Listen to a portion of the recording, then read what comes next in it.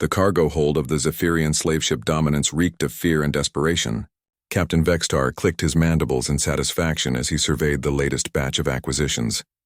Dozens of small beings huddled together in the cramped metal cages, their large eyes reflecting the harsh overhead lights. These humans were perfect for the mining operations on Kepler 442b, small enough to navigate the narrow tunnels, yet surprisingly resilient. "Sir, we've processed the entire batch," reported his second-in-command, Lieutenant Kresh. 237 specimens, ages ranging from 6 to 16 Earth cycles. They should fetch excellent prices at the consortium auction. Vextar's 4 eyes gleamed with greed. The Zephyrian Empire had built its wealth on the backs of lesser species, and humans had proven particularly valuable. Their emotional bonds made them easy to control. Threaten one and the others would comply. It was a system that had worked for centuries across dozens of worlds. In the corner cage, a small human female with golden hair pressed herself against the bars. "Please," she whispered, her voice barely audible over the ship's engines. "We want to go home." Vextar approached the cage, his massive form casting a shadow over the terrified children. At 8 feet tall with gray-scaled skin and razor-sharp claws, he was an imposing figure even among his own species. "Home?" he laughed, the sound like grinding metal. "Your home is wherever your new masters decide it will be." The girl's eyes filled with tears, but she didn't back down. "Our parents will come for us." "Your parents?" Vextar's laughter grew louder. "Child, your species barely knows how to leave their own solar system. We've been harvesting your kind for 3 cycles now, and not once has your primitive government even noticed." What Vextar didn't know was that the girl's father, Commander Sarah Chen of the Earth Defense Force, had indeed noticed. More than that, she had been tracking the disappearances across 12 different colonies. The pattern was clear. Children were vanishing from outer settlements, always when the adults were away on work details. 3 light-years away, aboard the EDF flagship Retribution, Admiral Marcus Kane stood before a holographic display showing the Zephyrian ship's projected course. His weathered face was carved from stone, his gray eyes burning with a cold fury that his crew had learned to fear. "Sir, we've confirmed the energy signature matches the alien vessels spotted near the Centauri colonies," reported his tactical officer, Commander Rodriguez. "They're heading for the Vega system." Kane's hands clenched into fists. Among the missing children was his own grandson, Tommy, a bright 8-year-old who had been visiting his aunt on New Geneva when the raid occurred. The boy's mother, Kane's daughter, had died defending the colony's evacuation center. She had saved 43 children but couldn't save her own son. "How long until we intercept?" Kane asked, his voice deceptively calm. 18 hours at maximum burn, sir." Kane turned to address his bridge crew. These weren't regular military personnel. They were volunteers, parents, and siblings and friends of the missing children. Each face reflected the same cold determination that burned in his chest. "Listen well," Kane said, his voice carrying to every corner of the bridge. "For too long, humanity has been seen as weak, as prey. These aliens think they can steal our children and sell them like livestock." His voice dropped to a whisper that somehow seemed louder than a shout. "They're about to learn why that was a mistake." Back on the Dominance, Vextar was reviewing the auction manifests when his communications officer burst onto the bridge. "Captain, we're detecting a human vessel on an intercept course. It's moving faster than our intelligence suggested was possible." Vextar's mandibles clicked in annoyance. "One ship? Against a Zephyrian battlecruiser?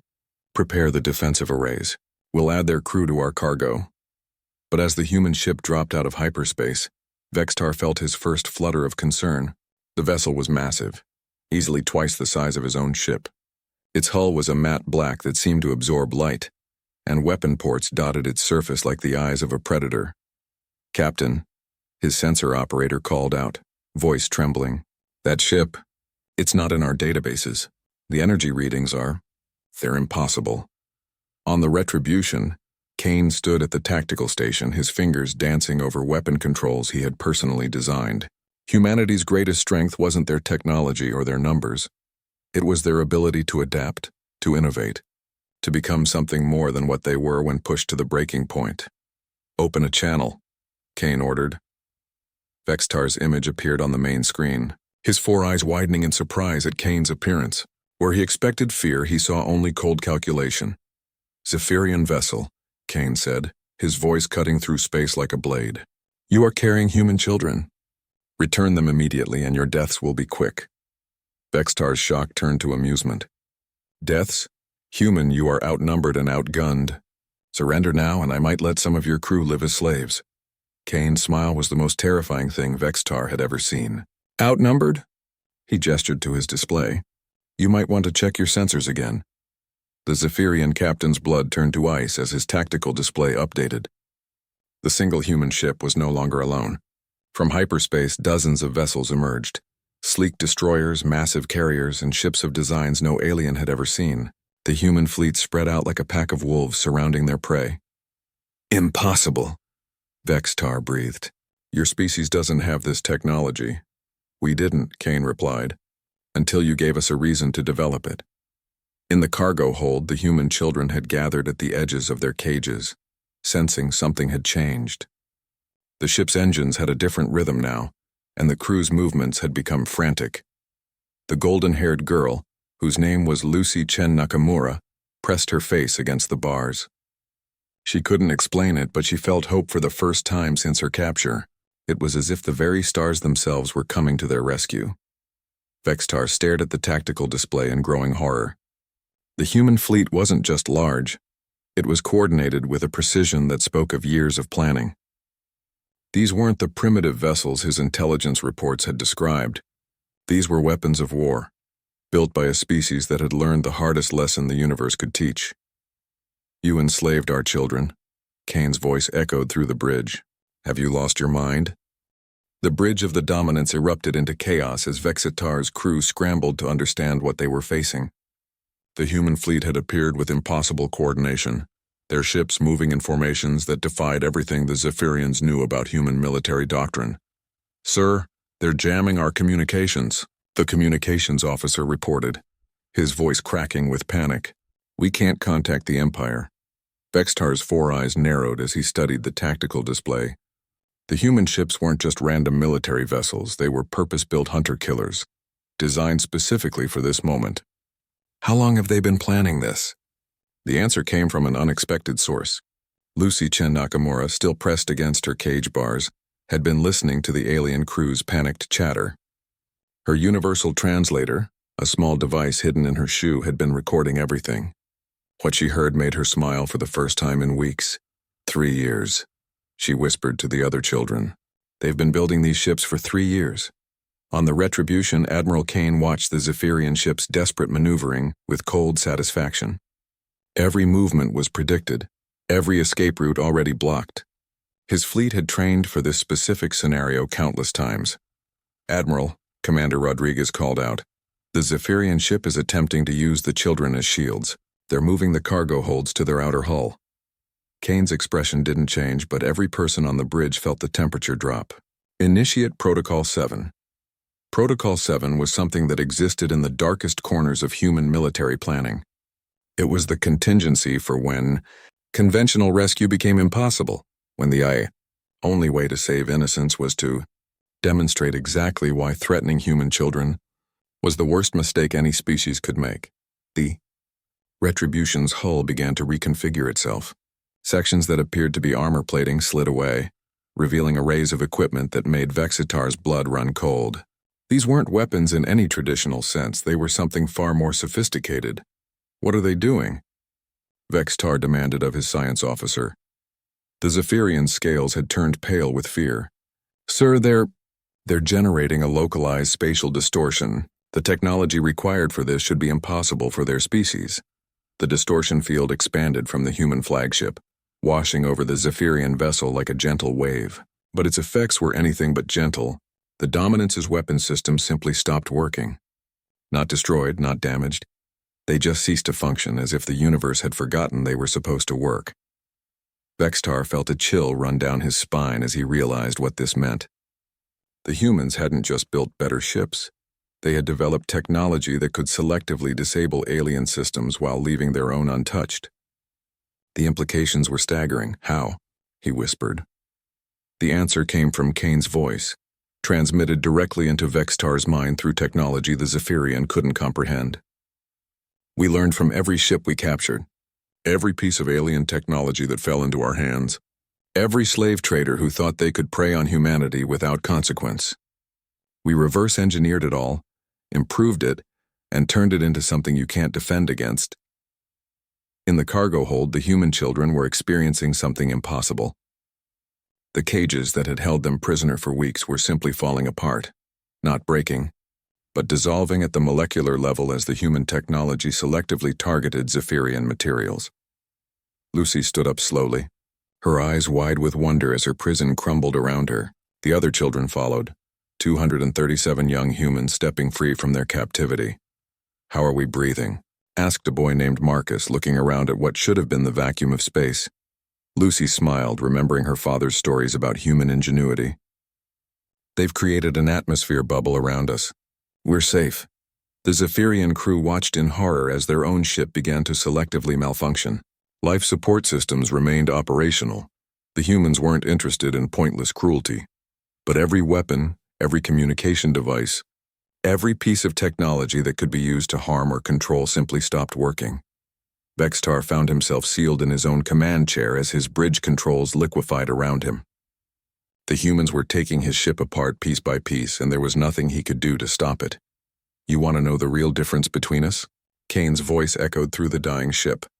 "When you face a problem, you enslave others to solve it for you. When we face a problem, we become whatever we need to become to solve it ourselves." Through the transparent aluminum walls that were replacing the Zephyrian metal, the children could see the human fleet in all its terrible glory.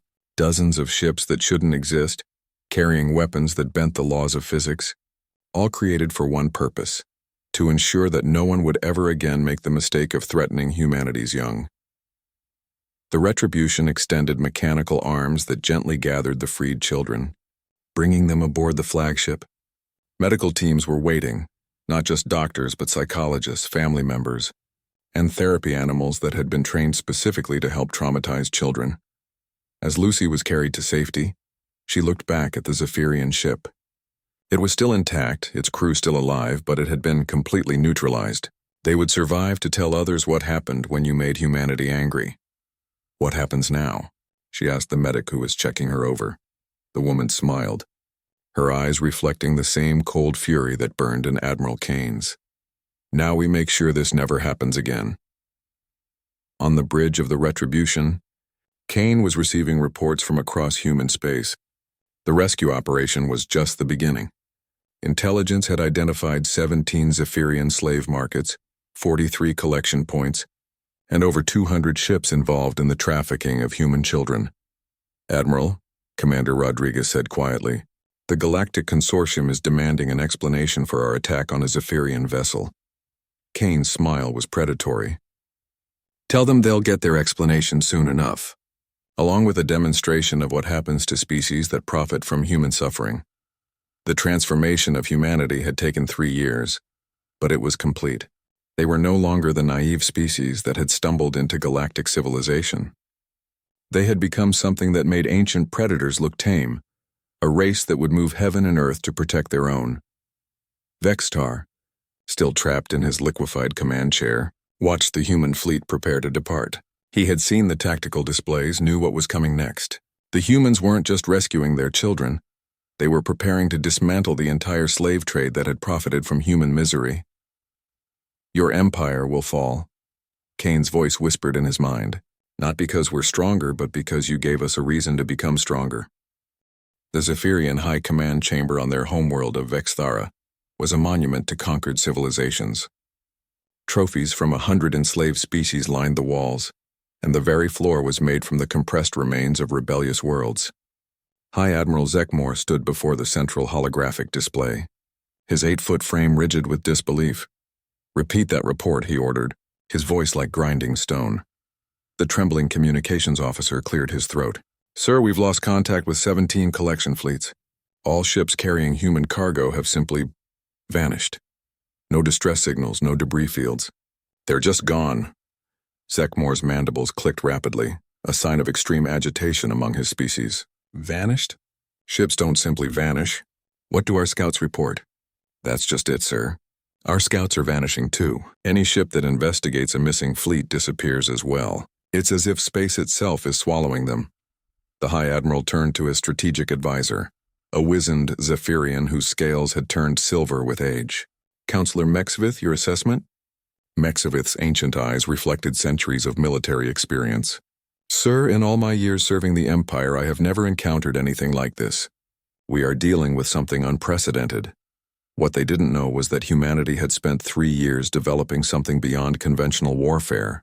While the Zephyrians had been content to rely on superior numbers and established technology, human scientists had been pushing the boundaries of what was possible. Dr. Sarah Kim stood in the research laboratory aboard the Prometheus, humanity's most advanced science vessel.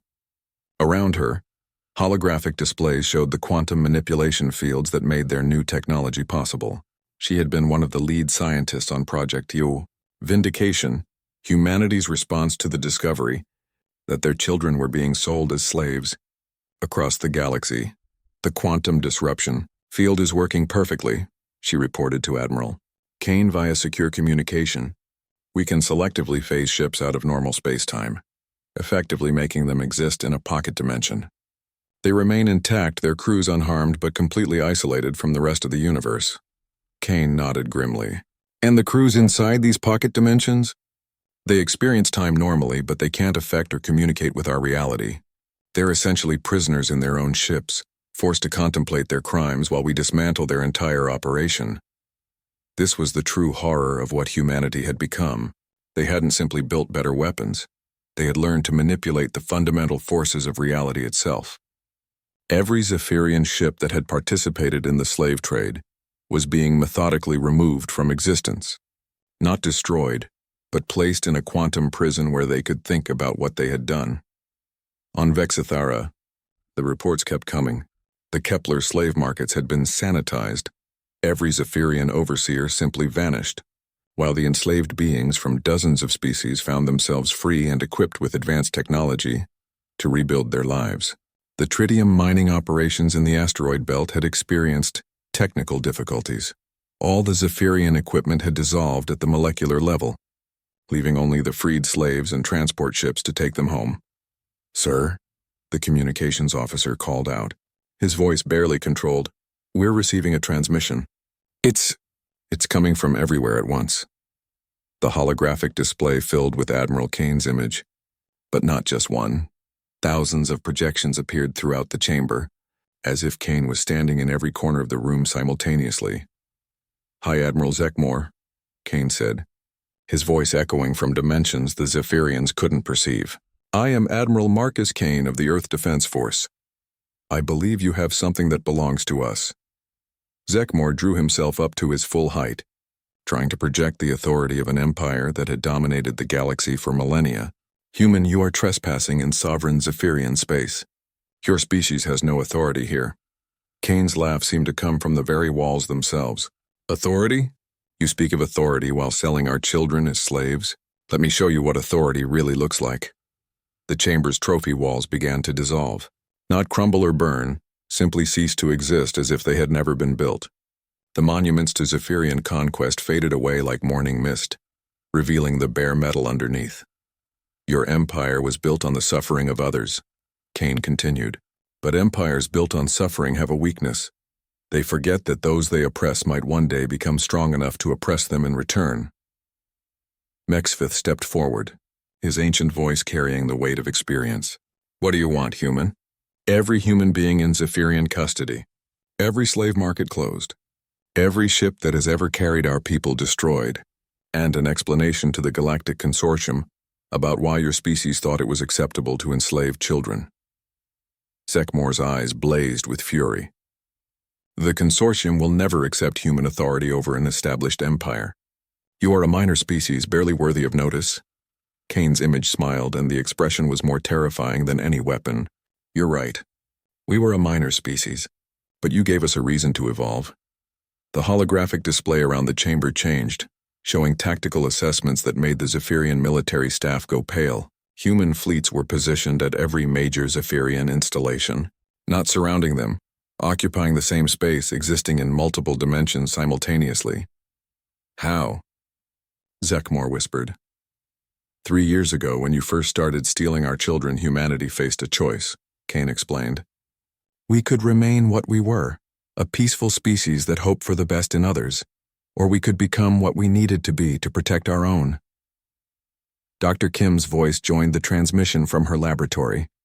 We analyzed every piece of alien technology we could find. We reverse-engineered your dimensional drives, your matter compilers, your quantum computers. But we didn't just copy them. We improved them beyond what you thought possible. The tactical display showed the true scope of humanity's transformation. They had developed technology that could manipulate matter at the subatomic level, bend space-time to their will, and exist in multiple dimensions simultaneously. All of it focused on one goal, ensuring that no one would ever again make the mistake of threatening human children. Your ships aren't destroyed, Kane continued. They're imprisoned in quantum isolation, where your crews will spend eternity contemplating their crimes. Your slave markets aren't bombed, they're edited out of reality as if they never existed. Your empire isn't conquered, it's being systematically deleted from the universe, one atrocity at a time. Zekmore felt something he had never experienced before. Genuine terror. You can't do this. The Galactic Consortium has laws. The Consortium's laws allowed you to enslave our children, Kane replied. So we've decided to write new laws. Laws enforced by species that understand the difference between civilization and barbarism. The transmission ended, but its effects continued. Throughout Zephyrian space, the systematic dismantling of their empire proceeded with mechanical precision. Every facility that had profited from slavery simply ceased to exist. Every ship that had carried unwilling cargo found itself phased into quantum prison. Every Zephyrian who had participated in the trade discovered that their technology no longer worked. Their weapons no longer fired. Their communications no longer functioned. On Vexithara, the High Command watched helplessly as their empire crumbled around them. They had awakened something that should have remained dormant, humanity's capacity for absolute implacable fury when their children were threatened. Counselor Mexivith spoke into the silence that followed. Perhaps, he said quietly, we should have read their historical records more carefully. A species that could do to themselves what they did in their world wars. What did we think they would do to us? The Galactic Consortium's emergency session was the largest gathering of alien species in recorded history. Representatives from over 300 civilizations filled the massive amphitheater on Nexus Prime, their various atmospheric requirements creating a rainbow of environmental bubbles throughout the chamber. Chancellor Crixtal of the Melodian Republic called the session to order, her crystalline form resonating with harmonious tones that translated into dozens of languages. We are here to address the human situation. In the past 72 standard hours, the Zephyrian Empire has lost 90% of its military assets and civilian infrastructure. Murmurs rippled through the assembly. The Zephyrians had been a major galactic power for over a millennium. Their sudden collapse was sending shockwaves through established trade routes and political alliances. Ambassador Velnox of the Hegemony stood, his tentacled form undulating with agitation. Chancellor, we demand answers. The humans have violated every principle of interstellar law. They have attacked a sovereign empire without provocation. Without provocation. The voice came from the human delegation section, where Admiral Kane sat with a small team of Earth's representatives. He stood slowly, his mere presence causing a wave of unease through the chamber. Since the revelation of humanity's new capabilities, Kane had become the most feared individual in the galaxy. Not because of his physical presence, at 6 feet tall he was smaller than most other species, but because of what he represented. Humanity's transformation from victim to apex predator had been so complete and so sudden that established powers were still struggling to understand what they were dealing with. Ambassador Velnox, Kane said, his voice carrying clearly through the chamber's translation systems. Your species has purchased 17,000 human children over the past 3 years. Would you like to explain how that wasn't provocation? The Hegemony ambassador's tentacles writhed in what those familiar with his species recognized as extreme discomfort. Those were legal transactions under consortium trade law. The Zephyrians had salvage rights to those specimens. Specimens. Kane's voice dropped to a whisper that somehow filled the entire chamber. You called our children specimens. Dr. Elena Vasquez, Earth's chief xenoculturalist, activated a holographic display that filled the center of the amphitheater. It showed a map of human space, but instead of the small, isolated colonies that most species expected, it revealed something that made several ambassadors recoil in shock. Human space had expanded exponentially. Where there had once been 12 small colonies, there were now hundreds of installations connected by a network of dimensional gates that shouldn't have been possible with known technology. Ladies, gentlemen, and assorted beings, Dr. Vasquez said, her tone academically polite. What you're seeing is the result of humanity's greatest strength, our ability to adapt when our survival is threatened. The display zoomed in on specific installations, revealing structures that defied conventional understanding, shipyards that existed partially outside normal space-time, allowing for construction at impossible speeds, research facilities that pulled energy directly from quantum foam, military bases that could phase in and out of reality at will. For 3 years, Dr. Vasquez continued, while your species debated trade regulations and territorial rights, humanity has been reinventing the fundamental laws of physics. Every human colony is now protected by technology that makes traditional warfare obsolete. Chancellor Crixtal's harmonic resonance took on notes of concern. Dr. Vasquez, the consortium requires detailed specifications of any new technology introduced to galactic civilization. Kane's laugh was like ice cracking. Chancellor, respectfully, the consortium has no authority over Earth or its colonies. We never signed your treaties. We were never asked to join your civilization. You simply assumed we would follow your rules while you allowed our children to be sold as slaves. The chamber erupted in chaos. Species that had taken humanity's compliance for granted suddenly realized they were dealing with a power that owed them nothing and feared them even less. Ambassador, the Quran of the Silicon Confederacy activated his translation matrix. Admiral Kane, surely you understand that galactic civilization requires cooperation and adherence to established laws. Whose laws? Kane asked. The laws that classified sentient beings as salvage if their species wasn't politically connected? The laws that allowed the strong to prey on the weak without consequence? Those laws? The holographic display changed again, showing the economic impact of humanity's actions. The slave trade hadn't just been dismantled, it had been completely replaced. Former slaves were now free citizens of expanding human space, their unique abilities and knowledge being used to develop technologies that made traditional galactic powers obsolete. You want to know the real crisis here? Kane continued. It's not that humanity broke your laws. It's that we've made your laws irrelevant. Captain Sarah Chen, who had been reunited with her daughter Lucy just days earlier, stood beside Kane. Her presence added another dimension to the confrontation. She represented not just military might, but the personal cost of galactic indifference. Every species in this chamber knew about the slave trade, she said, her voice carrying the weight of personal loss. You knew children were being stolen, families destroyed, entire populations enslaved, and you did nothing because it was profitable and convenient. The silence that followed was deafening. No one could deny the truth of her words. Dr. Kim's voice joined the discussion via quantum link from her research station. The technology we've developed isn't just defensive. We can now manipulate matter and energy at levels that make traditional concepts of scarcity obsolete. We don't need your trade routes, your resources, or your permission. The implications hit the chamber like a physical blow. If humanity could manipulate matter at the quantum level, they could create anything they needed from basic elements. If they could exist in multiple dimensions, they could travel anywhere instantaneously. If they could phase technology in and out of reality, they were essentially invulnerable to conventional attack.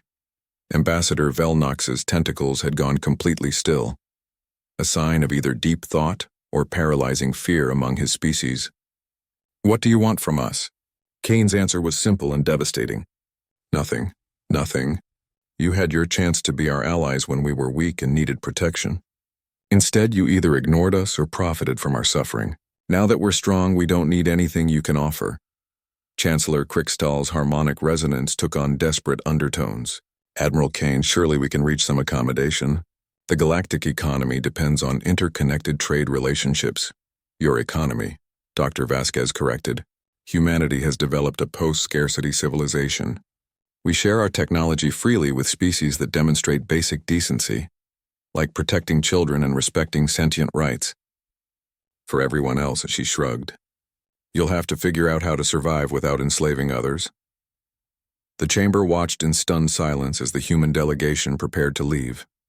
They had come expecting to negotiate with a minor species that had overstepped its bounds. Instead, they found themselves facing a civilization that had transcended the need for their approval or cooperation. One last thing, Kane said, turning back to address the assembly. Every human child stolen by the Zephyrians has been returned home. Every slave market that profited from human suffering has been closed. Every ship that carried our people against their will has been dealt with. This isn't a negotiation or a threat. It's a statement of fact.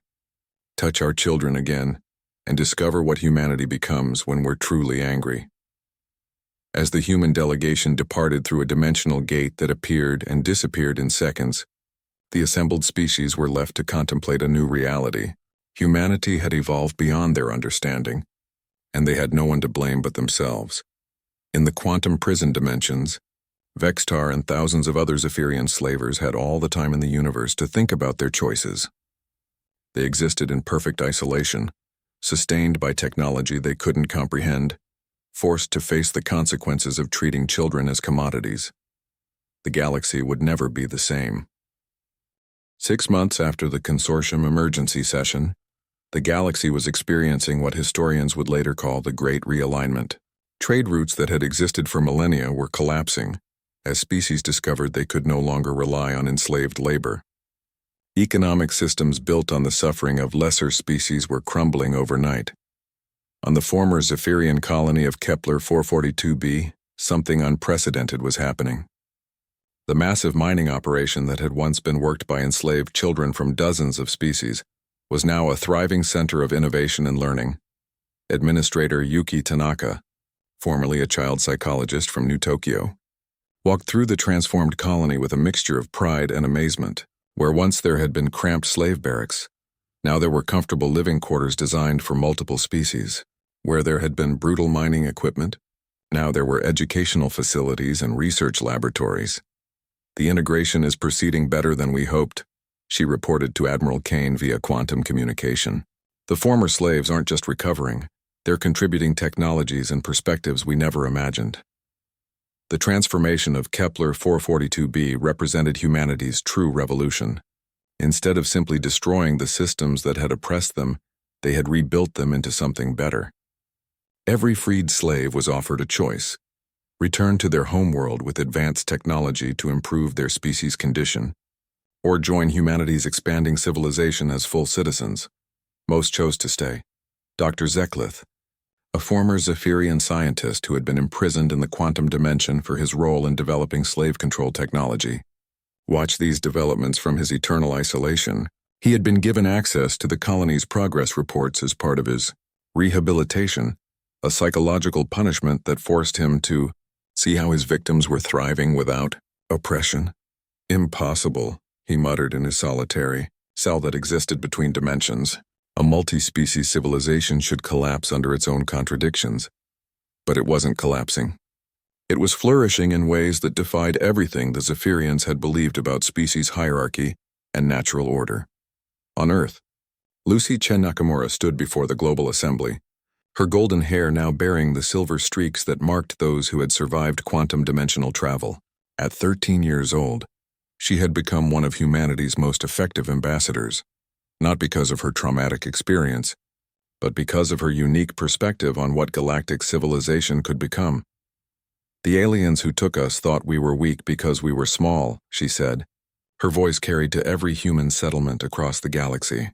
They thought they could break us because we were young. But they forgot something important. Children grow up. The assembly chamber was filled with beings from across human space, including many former slaves who had chosen to join humanity's expansion. The diversity was staggering. Crystalline beings from silicon worlds, aquatic species from ocean planets, energy beings who existed as pure thought. All of them were now citizens of what was becoming known as the human commonwealth. We're not building an empire, Lucy continued. Empires are built on the idea that some beings are worth more than others. We're building something new, a civilization where every sentient being has value regardless of their size, their species, or their technology level. The response from the galaxy's established powers was predictable. The hegemony had attempted to blockade human space, only to discover that humanity no longer needed external trade. The Melodian Republic had tried diplomatic pressure, but found that their harmonic influence had no effect on humans who could exist in multiple dimensions simultaneously. Most disturbing of all, 3 major species had experienced internal revolutions as their enslaved populations learned about human technology and philosophy.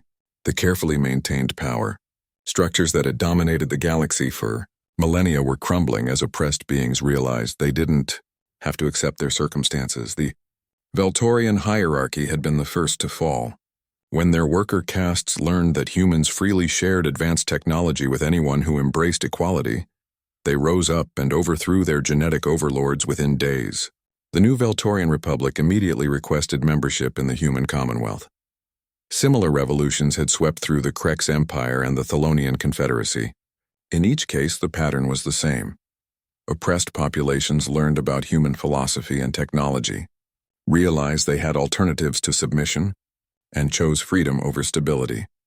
Commander Sarah Chen watched these developments from her position aboard the Liberation, humanity's newest flagship. The vessel was a marvel of interdimensional engineering, capable of existing in 17 different realities simultaneously, but more importantly, it served as a mobile embassy for species seeking to escape oppression. "Admiral," she reported to Kane, "we're receiving requests for assistance from 12 more systems. The Andromedan Collective is attempting to suppress an uprising among their cyborg worker units." Kane nodded grimly. "Deploy the humanitarian fleet. But remember, we don't impose our values on others. We simply offer alternatives to those who want them." This distinction was crucial to understanding humanity's new role in the galaxy. They weren't conquerors in the traditional sense. They were liberators who had perfected the art of making oppression impossible to maintain. Dr. Kim's research had revealed something profound about the nature of galactic civilization. The species that had dominated for millennia had done so not because they were inherently superior, but because they had systematically suppressed technological and social development among their subjects. The galaxy was filled with brilliant minds held back by artificial hierarchies. When you free people from oppression, Dr. Kim explained in her latest research paper, you don't just gain allies, you gain perspectives and capabilities that wouldn't exist under authoritarian systems. Every freed slave brings knowledge and insights that can benefit everyone. On Nexus Prime, Chancellor Crixtel reviewed the latest reports with growing alarm. The consortium's membership had dropped by 30% as species either joined the Human Commonwealth or established their own independent governments based on human principles. "We need to respond decisively," demanded Ambassador Velnox, whose own species was facing increasing pressure from liberation movements. "The humans are destroying the established order." "Perhaps," suggested Ambassador Thekron quietly, "the established order deserved to be destroyed." The silence that followed was deafening. For the first time in consortium history, a member species had openly questioned the fundamental assumptions of galactic civilization. Meanwhile, in the quantum prison dimensions, the isolated Zephyrian slavers were experiencing something unprecedented: education. Human psychologists had developed a rehabilitation program that forced the prisoners to experience the perspectives of their victims through advanced neural simulation. Vextar found himself reliving the terror and desperation of every child he had captured, the grief of every parent whose family he had destroyed, the hopelessness of every being he had sold into slavery. The experience was designed not to torture, but to create genuine understanding of the harm he had caused. "I don't understand," he whispered during one of his counseling sessions with Dr. Amanda Rodriguez, a human psychologist who existed partially in his dimension. "Why are you trying to rehabilitate us? Why not simply execute us for our crimes?" Dr. Rodriguez smiled sadly. "Because executing you would be easy. It would make us feel better, but it wouldn't prevent future atrocities. But if we can help you understand why what you did was wrong, if we can change how you think about other beings, then maybe we can prevent someone else from making the same choices." This was perhaps the most alien aspect of humanity's response to the slave trade. They hadn't sought revenge, they had sought transformation. Every Zephyrian in quantum prison was being given the opportunity to become better than they had been, to understand the value of every sentient life. Back on Earth, the Global Assembly was voting on humanity's most ambitious project yet, the establishment of the Galactic Ethics Council. This wouldn't be another governing body like the Consortium, but rather a voluntary organization dedicated to promoting the principles that had driven humanity's transformation. The Council won't have any enforcement powers, explained Dr. Vasquez to the assembled delegates. It will simply exist to help species that want to build more equitable societies.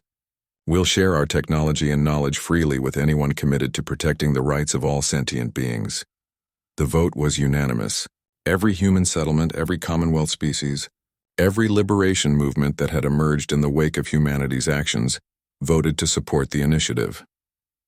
As news of the Ethics Council spread through the galaxy, it created a new crisis for the established powers. They could no longer dismiss humanity as an isolated anomaly. The humans had created something that appealed to the oppressed masses across hundreds of worlds, a vision of civilization based on cooperation rather than domination.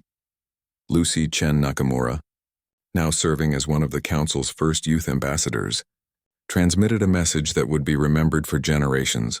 To every child in the galaxy who has been told they don't matter, every being who has been treated as property, 2 years after the establishment of the Galactic Ethics Council, the transformation of galactic civilization was accelerating beyond anyone's expectations. What had begun as humanity's quest to rescue their stolen children had evolved into something far more profound, a complete reimagining of what interstellar society could be. Admiral Kane stood on the observation deck of the Prometheus, watching the construction of humanity's most ambitious project yet.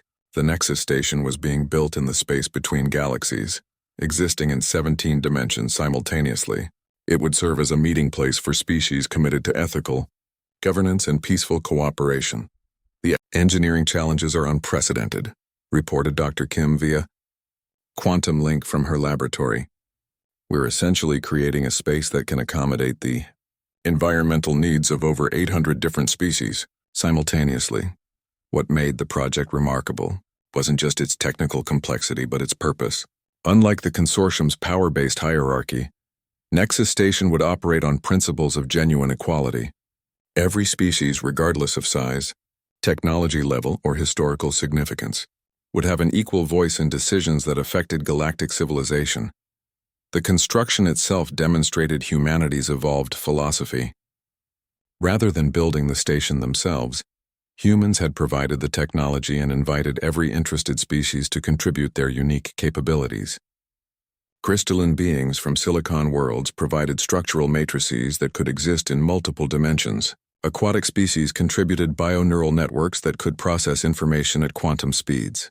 Energy beings offered their understanding of consciousness to create interfaces that could accommodate any form of sentient life.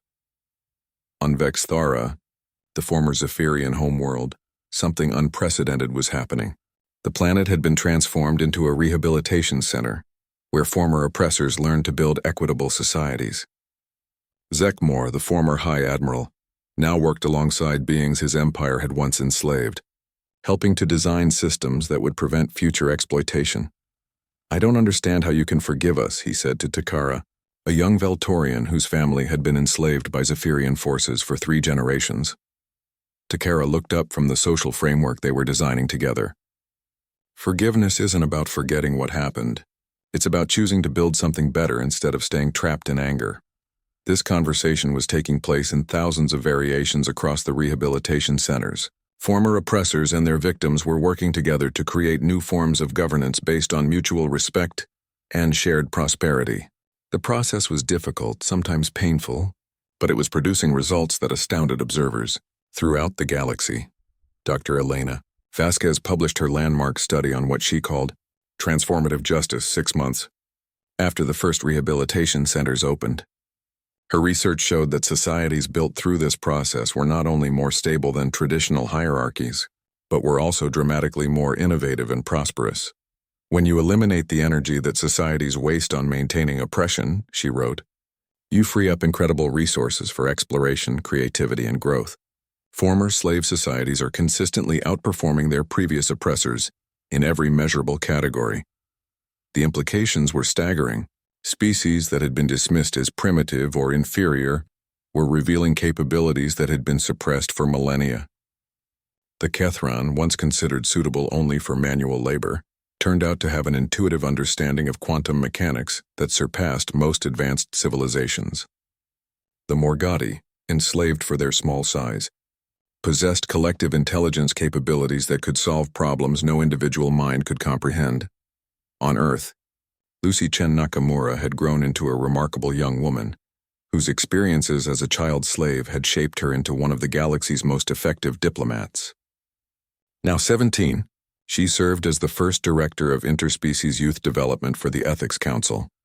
The key to preventing future atrocities, she explained to a gathering of young beings from across the galaxy, is ensuring that every child grows up understanding the inherent value of all sentient life. When you're taught from birth that some beings matter more than others, you become capable of terrible things. But when you're raised to see the universe as a community of equals, cooperation becomes as natural as breathing. Her programs were being implemented across thousands of worlds, creating the first generation of truly galactic citizens, young beings who thought of themselves not as members of isolated species, but as participants in a vast, interconnected community of minds. The established powers of the old galaxy watched these developments with growing desperation. The consortium had become largely irrelevant as its member species either joined the Ethics Council or simply withdrew from galactic politics altogether. Traditional concepts of territory and resources were becoming meaningless as post-scarcity technology spread to any species willing to embrace ethical governance. Ambassador Velnox, representing one of the few species still clinging to hierarchical systems, made a final attempt to negotiate with humanity during a diplomatic meeting on Nexus Station. "You're destroying everything we've built," he said to Admiral Kane during a private conference. "Millions of years of galactic development, entire civilizations that have prospered under, traditional systems." Kane looked out through the station's transparent walls at the construction ships from dozens of species working together in perfect harmony. "Ambassador, what you call prosperity was built on the suffering of others. We haven't destroyed your civilization. We've given it the opportunity to become something better. And if we refuse?" Kane's expression was patient but implacable. "Then you'll find yourselves increasingly isolated in a galaxy that no longer tolerates oppression. Your own people will eventually choose freedom over the illusion of superiority." This prediction was already proving accurate. Within the hegemony, younger generations were rejecting their species' traditional caste system and demanding integration with the Ethics Council. Similar movements were emerging in every hierarchical society, as beings who had grown up knowing about human philosophy chose cooperation over domination. In the quantum prison dimensions, the rehabilitation programs were producing their first graduates. Former Zephyrian slavers who had completed their psychological transformation were being offered the opportunity to join galactic society as productive citizens. The process was voluntary. Those who couldn't accept the reality of universal equality remained in isolation. But the success rate was higher than anyone had expected. Vextar was among the first to complete the program. When he emerged from quantum prison, he was a fundamentally different being than the one who had enslaved human children years earlier.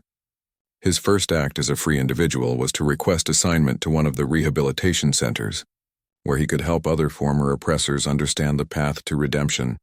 "The humans could have destroyed us," he said during his first public address. "They had every right to seek revenge for what we did to their children. Instead, they chose to help us become better than we were. That choice, to build rather than destroy, to heal rather than harm, that's what true strength looks like." Dr. Amanda Rodriguez, who had overseen much of the rehabilitation work, watched Vexitar's transformation with professional satisfaction and personal amazement. "We're proving something that many people thought was impossible," she noted in her research logs. "Even beings who have committed terrible acts can change when given the right support and motivation." As the second year of the new galactic order drew to a close, humanity's influence had spread far beyond what anyone could have imagined.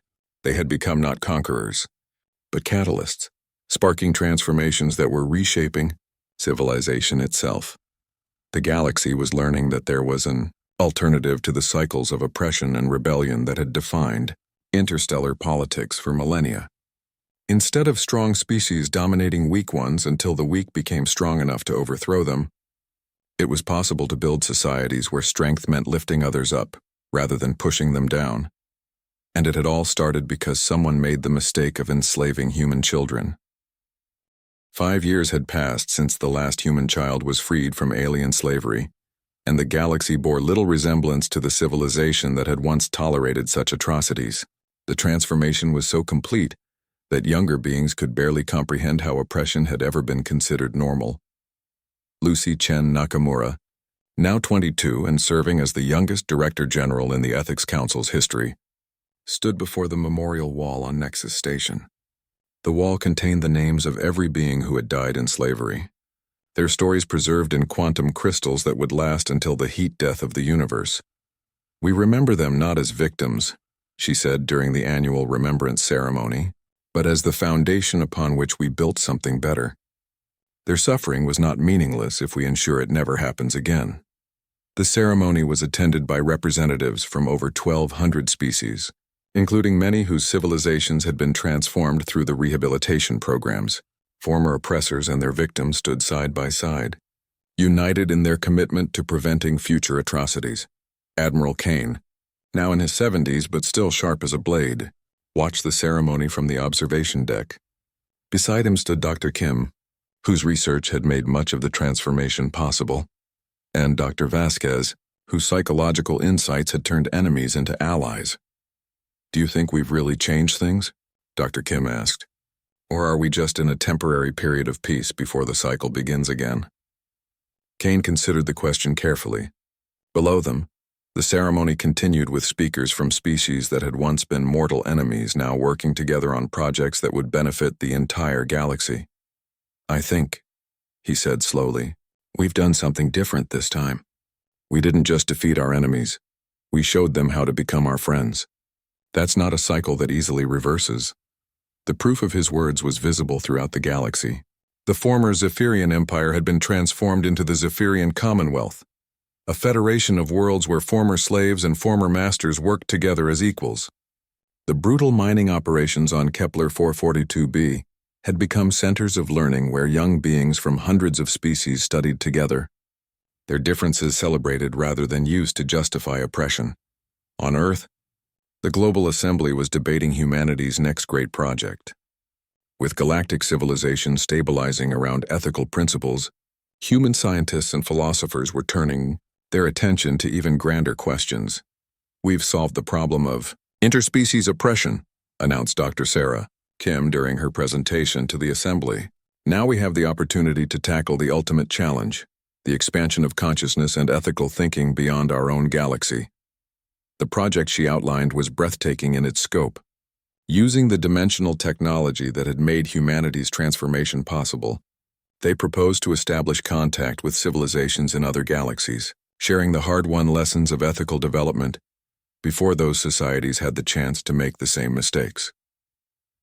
"We're not talking about conquest or even traditional exploration," Dr. Kim explained. "We're talking about becoming gardeners of consciousness itself, helping sentient life throughout the universe develop along paths that minimize suffering and maximize potential."